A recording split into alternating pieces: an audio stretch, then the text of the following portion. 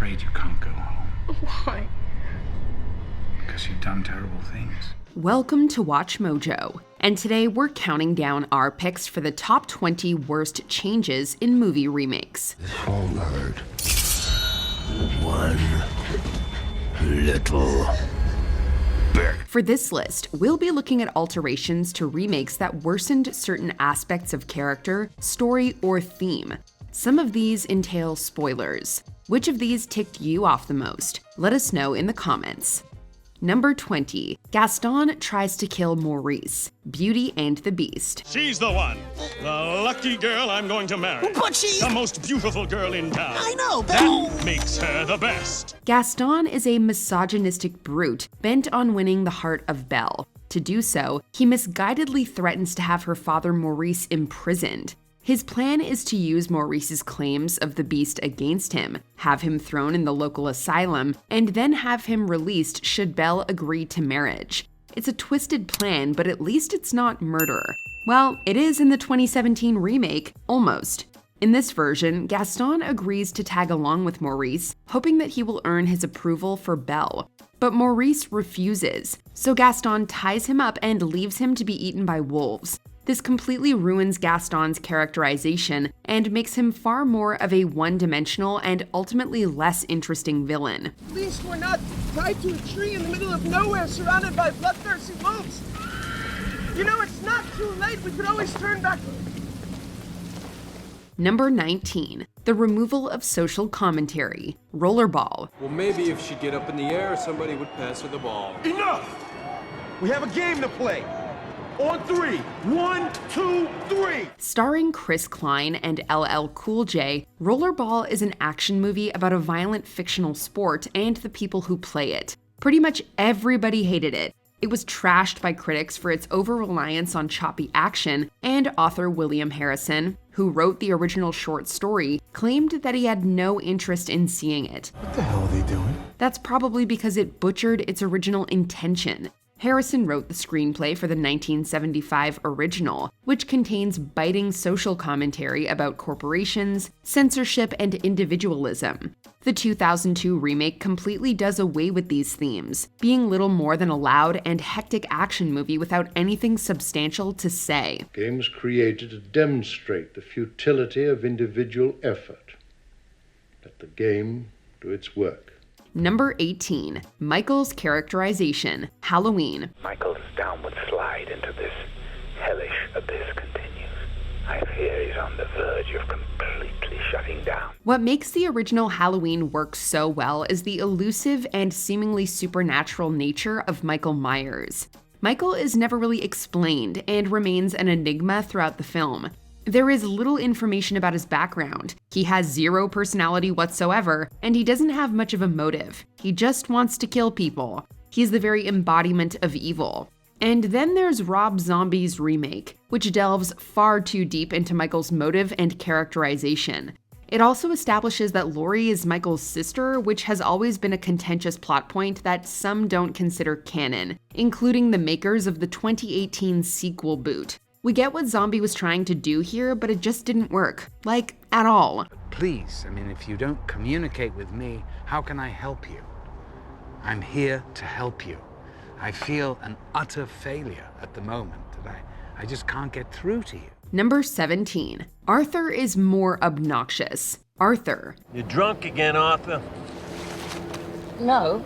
I have remained drunk since our last encounter. Russell Brand considers Arthur one of his biggest failures, and that pretty much says all you need to know. Released in 2011, Arthur is a very annoying movie about a very annoying man.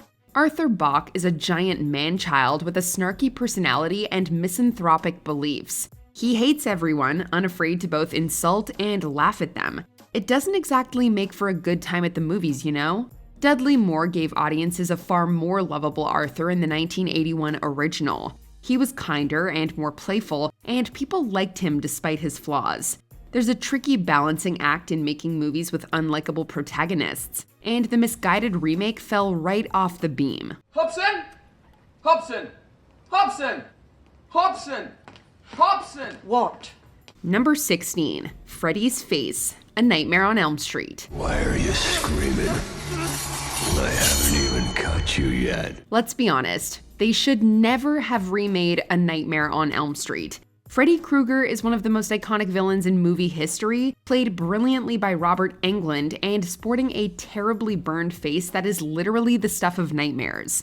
The makeup by David B. Miller is legendary and makes Englund nearly unrecognizable.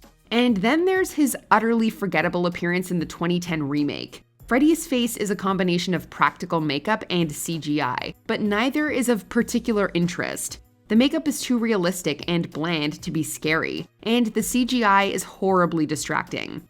At least they tried something new, but there's just no beating the classics. You can't wake up. I had to keep you awake long enough.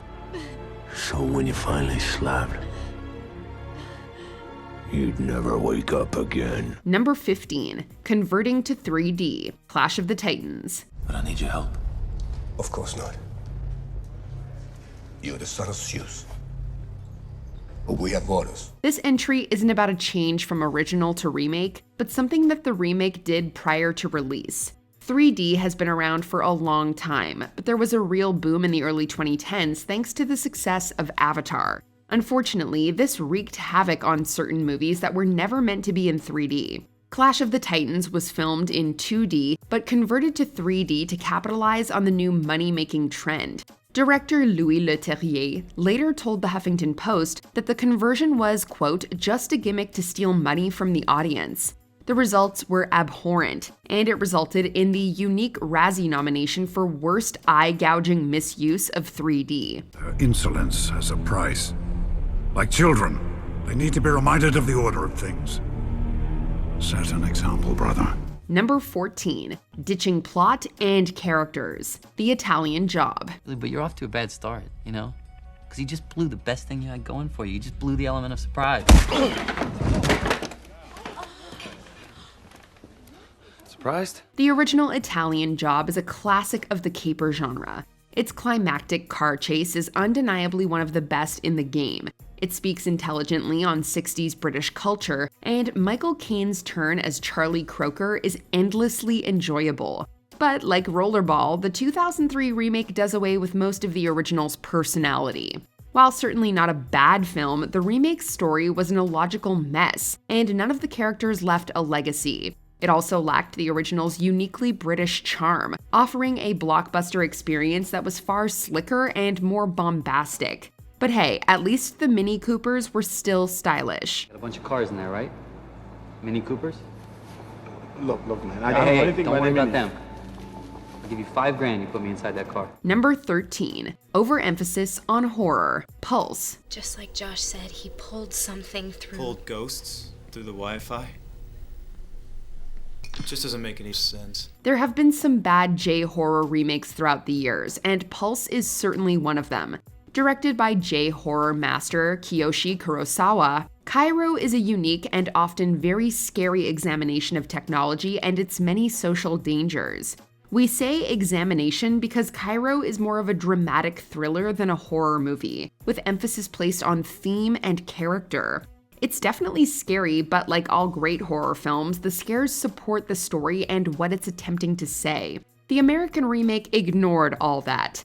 It was a painfully cliched piece of horror that ditched the substance of the original and grossly exaggerated the scares while also making them worse. Cairo is a classic, while Pulse was instantly forgotten. What do they want?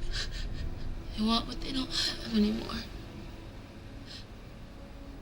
They want life. They're coming for you too. Number 12, change to campy comedy, The Stepford Wives. The original film, released in 1975, has become a cult classic over the years, thanks to its satirical concept and combination of the science fiction and horror genres.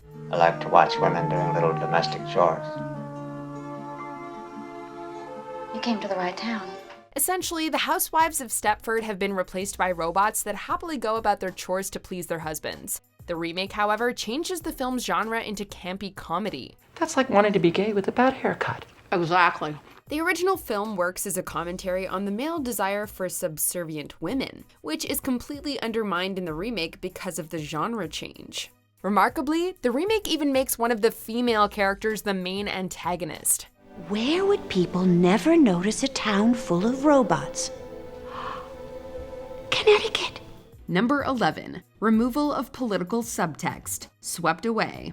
On the surface, 1974's Swept Away may look like a rom-com about a man and a woman that end up stranded on a deserted island. However, there's an underlying theme about the conflict between capitalism and communism, and acts as a commentary on class and status in society. All I'm saying is there are problems raised by capitalism. Guy Ritchie's modern remake, however, lacks this political subtext. Madonna, who plays the leading female character, was particularly criticized for her acting. Is this another one of your jokes? What's left is simply a cheesy melodrama that earned a paltry 5% score on Rotten Tomatoes.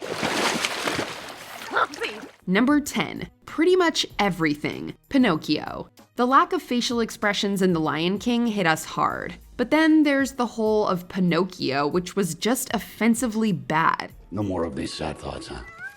Time for some happiness. See, this is why I gave you a smile. So that you will always be happy. We have no idea what happened here. It was helmed by the Oscar-winning Robert Zemeckis and starred everybody's favorite actor dad, Tom Hanks. Yet the movie itself was the definition of soulless, the very embodiment of the critique that these live-action films have no heart behind them.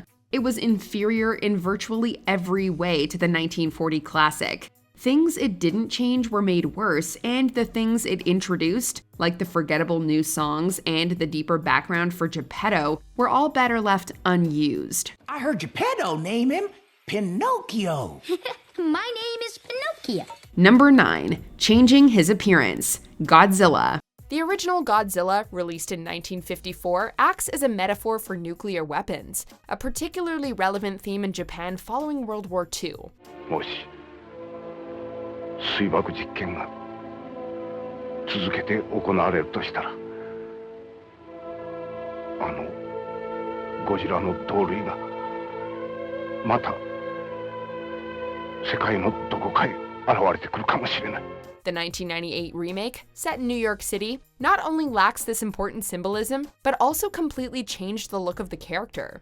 What are they doing? Perhaps attempting to build on the success of Jurassic Park, Godzilla was changed into more of a giant reptile. Everything was changed, from its color scheme, to its size, to its walking style. You know what that means? No, but I got a feeling I'm about to find out. The change was received poorly, particularly in Japan, where the creature was officially rebranded as Jira or Zilla, symbolizing that TriStar took the god out of Godzilla.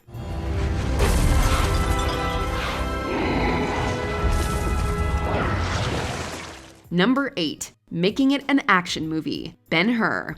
We won't question the decision to remake Ben-Hur. Your situation is not unique, Judah. Neither are you. Sure, the 1959 film won a record 11 Academy Awards, including Best Picture, but that was over 50 years ago, so it isn't necessarily a terrible idea to give it an update. But how do you control what's up here? How do you fight an idea? Especially a new idea. What is a terrible idea, however, is to change the film into a senseless, generic action flick. The modern version relies way too much on CGI, with several reviewers criticizing the film's editing. Despite having a bigger budget than the 1959 film, by nearly $85 million, the 2016 version actually earned $50 million less at the box office. Now that's a biblical failure. I heard him say, Father, forgive them, for they know not what they do.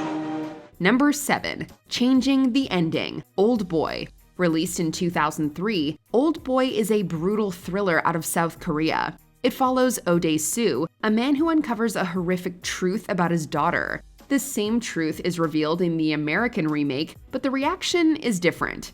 In the original, Dae-soo considers getting his memory erased so he can happily live in ignorance, but it's unclear if he went through with it or not. But, judging by his face, probably not. The remake does away with this ambiguity and has Joe simply write to Marie, telling her that they can no longer be together.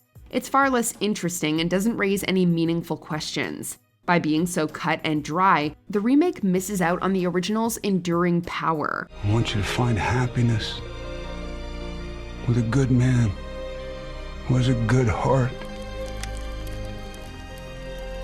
A man unlike me. Number 6. Ignoring the title. I Am Legend. Although I Am Legend is an adaptation of the novel of the same name, it can also be considered a remake of The Last Man on Earth and The Omega Man, especially the latter. The more people we inject, the more serum we'll get. Ironically, although it's the only film to share the name of the source material, it's also the only film to completely ignore the meaning of the name. What you say? In the novel, and in the first two adaptations, the main character discovers that he's become a legend among those infected by the vampire/zombie plague, similar to how these creatures were previously legends among humans. Well, the premise is quite simple. The modern film, although commercially and critically successful, is more of a straight zombie flick without the connection to the title.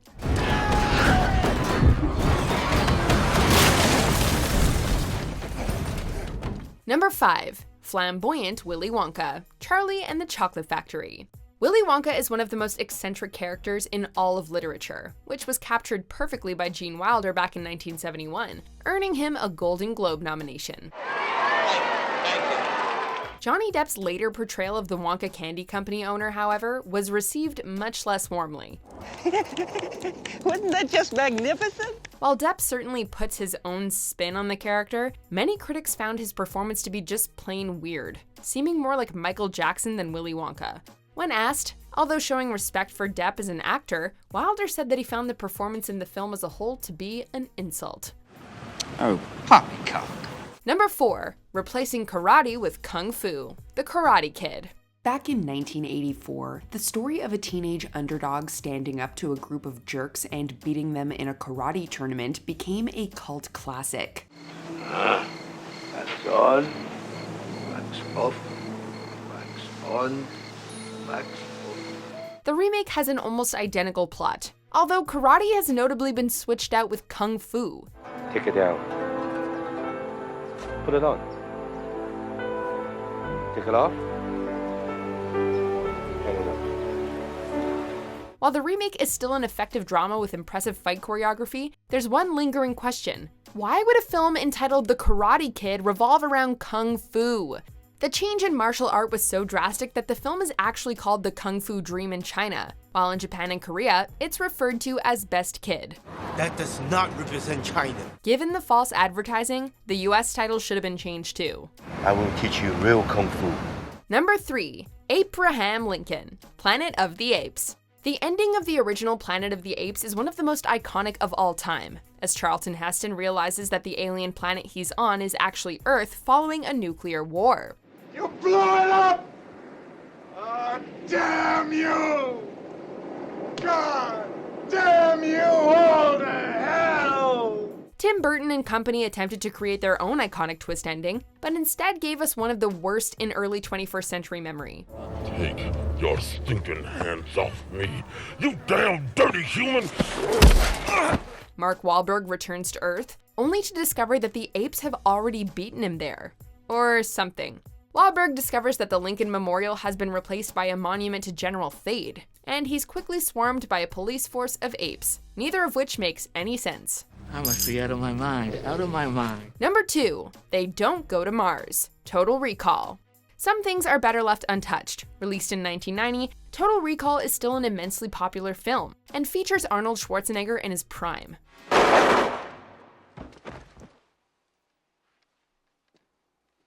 Consider that a divorce. So the decision to remake the film just 22 years later was a bit surprising to say the least. Even more surprising is the decision to change the setting of Mars to Australia, which the characters travel to via a gravity elevator running through Earth's core.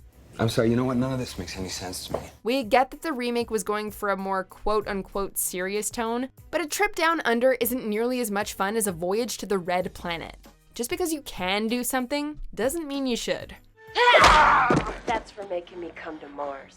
Before we continue, be sure to subscribe to our channel and ring the bell to get notified about our latest videos. You have the option to be notified for occasional videos or all of them. If you're on your phone, make sure you go into your settings and switch on notifications. Number 1. Peephole Private Time, Psycho. Alfred Hitchcock's Psycho is one of the most celebrated films in history, and gave birth to the modern-day slasher genre, while also making us terrified of our showers. Gus Van Sant decided to remake the film in 1998, but instead of updating the plot, he gave us a nearly shot-for-shot remake. One bizarre addition, however, is having Norman Bates, played by Vince Vaughn, touch himself during the infamous peephole scene. Seriously, of all the things Van Sant could have changed, why did he think this was necessary? It's not surprising that the film was a commercial and critical disaster, with critics calling it completely pointless. What? Did you enjoy this video? Check out these other clips from WatchMojo and be sure to subscribe and ring the bell to be notified about our latest videos.